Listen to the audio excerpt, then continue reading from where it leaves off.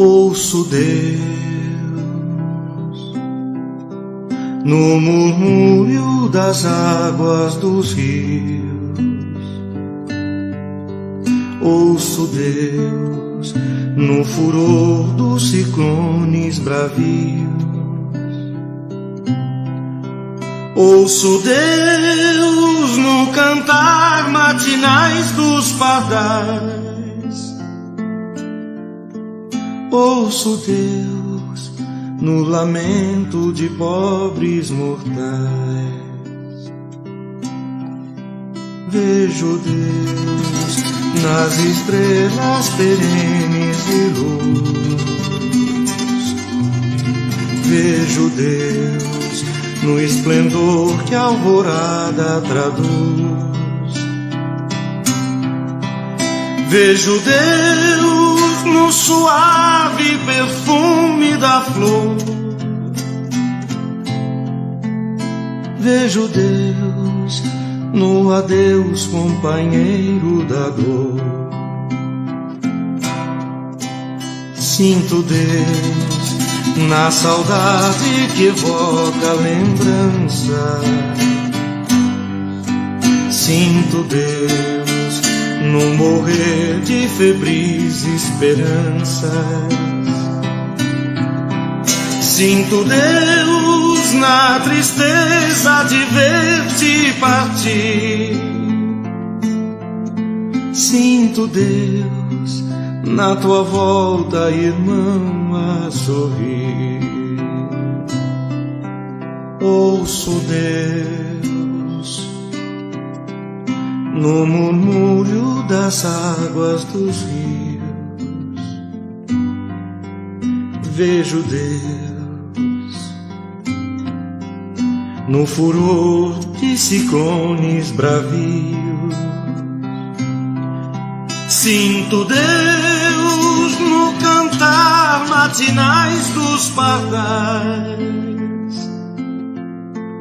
Ouço Deus no lamento de pobres mortais.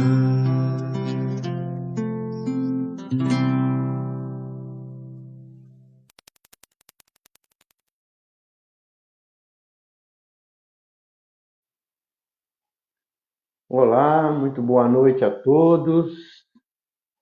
Tudo bem com vocês? Que a paz do nosso Mestre Jesus esteja em nossos corações. Mais uma terça-feira aqui de estudo do Evangelho de Jesus, esse Evangelho maravilhoso, não é verdade? Para aqueles que ainda não me conhecem, meu nome é Paulo, sou trabalhador voluntário da Fraternidade Espírita Paulo de Tarso de Mauá, e é uma grande alegria poder estar aqui com vocês, dividindo esse momento mágico, esse momento de estudos do Evangelho de Jesus. Então eu rogo a Deus, rogo a Jesus que me faça instrumento desse trabalho, que as minhas palavras possam estar levando a todos o entendimento e o conforto. E que o Evangelho de hoje possa despertar em nós a caridade, que é exatamente o caminho proposto por Jesus. Tá certo? Sejam todos muito bem-vindos, agradecendo a presença de todos. Muito gostoso estar dividindo esse momento, viu? Feliz aí com a presença de todos vocês. Gente, quando nós nos colocamos a ouvir o Evangelho, a trazer o Evangelho para dentro dos nossos lares, nós somos imediatamente assistidos por espíritos benfeitores, que são os mensageiros celestes de Jesus, que farão na nossa casa uma grande limpeza, retirando dali todas as formas de miasma, de maus pensamentos, de negatividade, e deixando assim o nosso lar tranquilo, sereno e muito bem iluminado. E quem nos dá essa certeza é o próprio Cristo, onde lá em Mateus ele fala, onde estiver 2 ou mais pessoas falando de meu nome, eu lá estarei. Então não tenham dúvida, Jesus está conosco nesse momento. Então aqueles que quiserem colocar uma jarra com água para ser fluidificada para a família, ou um copo com água para ser fluidificado individualmente, fiquem à vontade, tá bom, gente? Então eu quero convidar a todos nesse momento a serenar os pensamentos, acalmar os corações, deixando essa energia fluir em nós e também no nosso lar nesse instante, nessa paz, nessa tranquilidade. Vamos sentindo a presença do nosso anjo de guarda, esse amigo tão querido que sempre está conosco, que nunca nos abandona. Vamos agradecendo imensamente aos médicos do espaço que já se fazem presente, já se posta ao lado de cada um de nós, derramando o remédio que tanto necessitamos. Vamos agradecer a Maria, que nos envolve nesse momento com o seu manto fluídico, nos trazendo paz, tranquilidade e serenidade. E agradecer ao nosso querido Mestre Jesus. Obrigado, irmão querido, por todos os ensinamentos que deixastes. Obrigado por esse Evangelho bendito e redentor, esse Evangelho que tanto nos ensina, que tanto nos conforta. Jesus, então, com um olhar meigo, nos convida a caminhar em direção ao Pai da vida. E diante dessa luz imensa, nós espiritualmente de joelhos vamos agradecendo. Pai, obrigado. Obrigado, Senhor, pelo nosso despertar no dia de hoje. Obrigado pelas refeições que fizemos. Obrigado, Pai, pela oportunidade bendita do trabalho. E obrigado, Senhor, por estarmos aqui encarnados. E assim, agradecidos que somos, queremos louvá-lo com a prece que Jesus nos ensinou. Pai nosso que estais no céu, santificado seja o vosso nome. Venha a nós o teu reino e seja feita, Pai, a tua vontade, assim na terra como no céu. O pão nosso de cada dia dai-nos hoje. Perdoa, Pai, as nossas dívidas, na medida que nós perdoamos os nossos devedores. E não nos deixe, Pai, cair em novas tentações. E nos livre sempre, Senhor, de todo o mal. Senhor, é teu o poder, o reino e a glória para todos sempre. Louvado seja nosso Senhor Jesus Cristo. Graças a Deus, que assim seja. Obrigado, Senhor. Muito bem. Assim, mais tranquilos, né? Mais harmonizados, vamos então dar início ao Evangelho desta noite. Quero mais uma vez agradecer a presença de todos. Sejam todos muito bem-vindos, tá certo? Muito obrigado, viu, gente? Então, no Evangelho de hoje, nós vamos estudar o capítulo 19 do Evangelho segundo o Espiritismo, que ele traz como tema a fé que transporta montanhas. Nós vamos encontrar essa passagem lá no Evangelho de Mateus, lá no capítulo 17, versículo 14 a 20. Tá bom? Notaram aí? Depois, quem quiser, dá uma estudadinha, é legal, viu? A passagem é completa, é bem bacana. Então, disse assim Jesus: sede vós, pois, perfeito, como perfeito é o vosso Pai Celestial. Quando Jesus disse para sermos perfeitos, ele nos ensina que temos que trabalhar a nossa transformação interior, a nossa mudança interior. E temos que fazer isso, minha gente, o mais breve possível e aproveitar ao máximo o nosso tempo para que a gente possa doar de melhor o que nós temos. Mas quem somos nós, né? De onde nós viemos? Para onde nós vamos? 3 perguntas interessantes, né, gente? Mas Deus, quando nos criou, Ele colocou dentro de cada um de nós o seu gênio, a centelha divina. Assim sendo, nós saímos das mãos de Deus, simples, ignorante, né, sem o conhecimento, e iniciamos ali o nosso processo evolutivo. E esse processo, minha gente, ele será contínuo, não cessará nunca. Então, como filho de Deus, nós vamos ter que voltar para o Pai. Ainda simples, porém sábios. Esse é o grande desafio.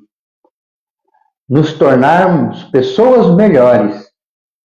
E Jesus nos ensina que essa caminhada em direção ao Criador será assim uma jornada muito difícil, com muitos obstáculos a serem vencidos, mas ele nos ensina e nos oferece ferramentas para que nós possamos trabalhar e desenvolver virtude. E uma das virtudes maiores é a fé. E com essa fé, podem ter certeza, venceremos o mundo. Disse assim Jesus: credes em Deus, credes em mim também. Se tiverdes a fé, vencereis o mundo. Bom, e o que é ter fé, né, gente? Se nós pararmos e perguntarmos para 10 pessoas o que é fé, 9,5% dessas pessoas vão dizer que fé é acreditar. Mas fé não é acreditar, não. Fé é ter confiança. Essa é a fé do Evangelho. Confiança. Eu costumo falar de uma historinha que eu gosto bastante, né, que nos retrata muito bem esse tema que nós estamos falando. Essa história diz que um garoto viajava num avião, sentado ali na primeira poltrona, logo atrás da cabine do piloto e do copiloto. E ele sentado ali com o seu videogame no celular ali, né, brincando, jogando, né? E em um determinado momento, esse avião ele pegou uma turbulência e começou a chacoalhar. E chacoalhou de uma forma tão intensa que todos que estavam no avião começaram a ficar desesperados. Começaram a gritar: ah, o avião vai cair, nós vamos morrer. Mas passou a turbulência. Depois de um certo tempo, essa turbulência passou. E ao lado desse menino estava sentado um senhor. E ele ficou impressionado com a ação do menino. E ele virou para o menino e disse: menino, você não ficou com medo que o avião fosse cair?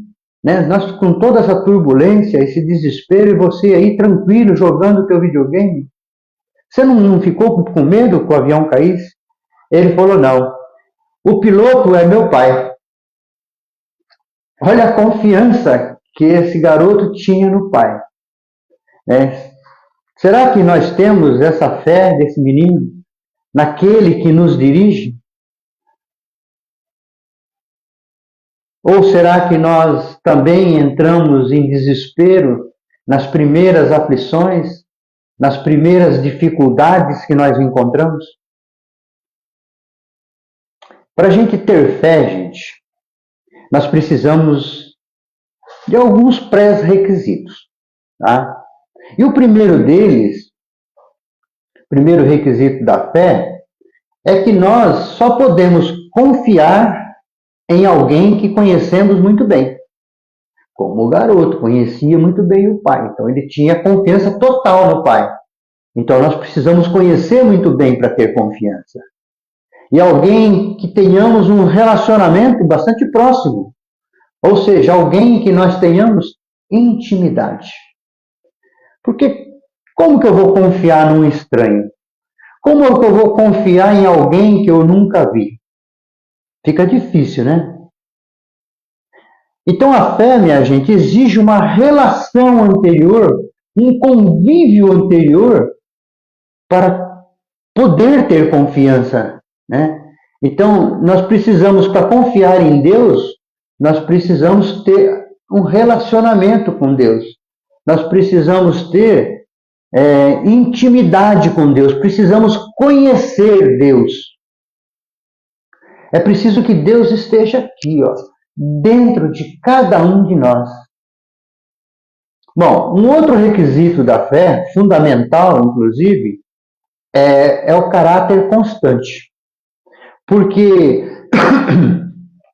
se nós não temos caráter, nós poderemos destruir um relacionamento de anos em uma questão de segundos. Nós podemos perder a confiança de alguém com um gesto bobo e impensado. Simplesmente com uma ação tola e invigilante, nós podemos perder a confiança de alguém. E isso é em geral, é com tudo. É a confiança no outro. A confiança, minha gente, exige uma permanente alimentação, uma permanente vigilância, porque nós ainda somos seres imperfeitos e nós podemos fraquejar. Por isso aquela recomendação de Jesus, orai e vigiai. E nós acreditamos na existência do Criador? Mas como confiar em Deus se eu não vejo Deus? Jesus ele disse assim: bem-aventurado aqueles que não viram e creram, porque alcançarão o reino de Deus. Allan Kardec ele questiona o Espírito Verdade com relação à existência de Deus. E na questão número 4, ele pergunta assim: onde se pode encontrar a existência de Deus? E as entidades venerandas nos respondem que procurai a causa de tudo que não é obra do homem, e a vossa razão vos responderá. Nós, por exemplo, não vemos o ar, não é verdade? Mas nós sentimos e respiramos o ar. E sabemos que sem ele não tem vida. Será, gente, que nós vamos precisar ver Deus na matéria para acreditar que ele existe? Precisamos então, minha gente, estreitar esse relacionamento com Deus para que nós possamos sentir a sua presença. E Jesus nos ensina a construir esse relacionamento com o Criador. Ele nos ensina que a mansietude, a afabilidade, a pureza de coração nos coloca próximo de Deus. Nos fala assim Jesus, que diante desses sentimentos nós veremos a Deus. Jesus também ensina a conversar com Deus através da oração, aonde ali, minha gente, nós temos uma oportunidade muito grande de conhecer melhor o nosso Pai. Então disse assim Jesus: quando orardes, entra dentro do teu quarto, fecha a porta, ora a teu Pai em segredo, e teu Pai que tudo vê, te dará a paga. Então nós temos que estreitar esse relacionamento com o Pai, para que nós possamos confiar nele. E ter fé é ter a certeza do que o Criador nos dirige. E ter a certeza que nós somos seus filhos. Nós somos filhos de Deus, minha gente. Então, gente, a fé, ela não é algo que possa ser prescrita. Não. Não se pode ganhar fé de presente. Não se pode receber fé como herança. A fé, minha gente, a fé é uma virtude que tem que ser conquistada. É uma virtude que tem que ser construída dentro de cada um de nós. E a fé deve ser proveitosa, deve ser uma fé assim ativa, uma fé constante. E nós não devemos deixar essa fé nunca adormecer. Como aquela árvore que precisa ser adubada para o seu crescimento e dar bons frutos, a fé também precisa ser trabalhada no nosso dia a dia. E uma das formas que nós temos de adubar a fé é através das nossas obras. Porque não existe fé sem obra, gente. O apóstolo Tiago, ele fala, a fé sem obra é uma fé morta. Mas então, nós temos que tomar muito cuidado com o tipo de fé que alimentamos dentro de nós, tá? Porque é verdade, é isso mesmo. Temos que tomar cuidado, porque nós podemos destacar aí pelo menos 3 tipos de fé. Tem aquela fé vacilante, né? Que é a fé que produz incerteza, que produz a dúvida, que nos deixa vulnerável e nos leva ao fracasso. E temos também a fé cega, que é aquela fé que aceita tudo sem verificar. Essa fé nos conduz ao fanatismo e desmorona rapidamente. e nos leva a grandes decepções. Mas nós temos a fé raciocinada. Essa sim é uma fé robusta, é a fé da certeza, a fé da confiança. Essa fé, ela usa a razão como base de tudo que fazemos e nos dá recursos necessários para nós agirmos de forma racional. Essa é a fé do Evangelho. Essa é a fé do Evangelho. Eu vou contar uma história para vocês, né, que aconteceu com Jesus. É uma passagem, na verdade, não é uma história, né? Então, que Jesus ele vinha ao encontro do povo e um homem se aproximou dele e lançou-se aos seus pés e disse-lhe: Senhor, tende piedade do meu filho, porque ele é lunático e sofre muito. Por muitas vezes ele se joga no fogo, outras vezes na água. Eu já apresentei ele aos seus discípulos e eles não puderam curar. Então disse assim Jesus: trazei-me o menino. E Jesus ameaçou o demônio e este saiu do menino, que ficou curado imediatamente. Então os discípulos ficaram assim, né, espantados, né, quando eles assistiram aquela cena. Então, depois eles vieram se encontrar com Jesus em particular e perguntaram: Senhor, por que nós não podemos expulsar esse demônio? E Jesus respondeu: por causa da vossa incredulidade, por causa da vossa pouca fé. Em verdade eu vos digo, se tiverdes a fé do tamanho de um grão de mostarda, direis a esse monte: passa daqui para acolá, e ele passará. Vejam, gente, vejam que o que Jesus pede é muito pouco. Ele nos pede a fé do tamanho de um grão de mostarda. Isso significa um ponto de caneta numa folha branca. Aquilo é um grão de mostarda. Olha o tamanho da fé que Jesus nos pede. Então vejam que a fé que precisamos para transportar montanhas é muito pequena. E nós, minha gente, nós estamos rodeados dessas montanhas, que são as nossas dificuldades, que são as nossas resistências, que é a nossa má vontade, os nossos preconceitos. Então, assim sendo, nós precisamos estar atentos na manutenção da nossa fé, para mantê-la sempre adubada. E o maior fertilizante para a nossa fé é justamente, minha gente, o Evangelho de Jesus. É colocar em prática as boas obras do bem. Isso aduba a nossa fé. Jesus, ele sempre impulsionou a todos a fazer a reforma interior, reforma íntima, mudança, transformação dentro de nós. Por que ele recomendava tanto isso? Porque ele sabia que impera dentro de nós defeitos que certamente irão atrasar o nosso processo, nosso progresso espiritual.